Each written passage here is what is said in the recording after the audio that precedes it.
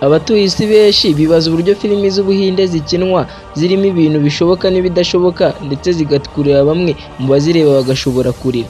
Nawe ushobora kwibaza ate ziriya filimi iyo ziriya sene bakinamo zifashishwa n'iki? Mbere na mbere reka duhere kuri filimi bita Kirishi yakunzwe cyane. Iyi filimi ubundi bivugwa yuko yasweyemo miliyoni 80 z'amadolari y'Amerika. Iyi filimi rero kanago igeze ku isoko ntabwo yigeze bahombera kuko yinjiza arenga miliyoni 120 z'amadolari y'Amerika. Ubwo tudatinze ntabwo ushobora kumva yuko iyi ngiyi ari sinema ya kabiri ku isi hanyuma ya filimi zikorerwa Hollywood.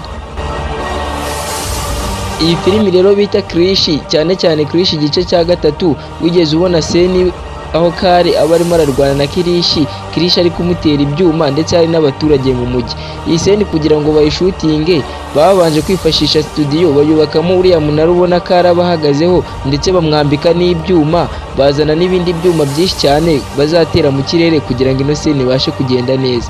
Hari akana rero kabanza kuvuga ngo imbaraga Kirishi afite zayobora isi yose ndetse kagasa nk'agasembura Kale ku buryo Kale agira umujinya akohereza ibyuma atitaye ngo ari kwica Kirishi cyangwa abaturage.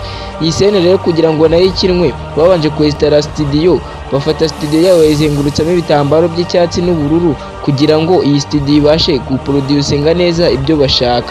Ibi bamaze kubikora abantu bakinnyi babaziritse imigozi ndetse bazenguruka hejuru babazengurutsa n'imashini zabugenewe, kandi Kirishi iriya mask ubona ntago ari mask ya nyayo ahubwo ni application bita Adobe.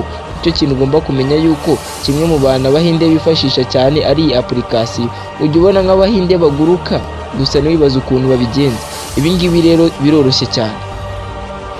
Ushobora kuba uri mushyashya kuri ino channel kugira ngo dukomezanye kino kiganiro ukabanza ugakora subscribe maze ukajya ushishikariza n'inshuti zawe kumva bino byegeranyo byiza kuri uyu murwa w'ibyegeranyo mutunganyirizwa nanjye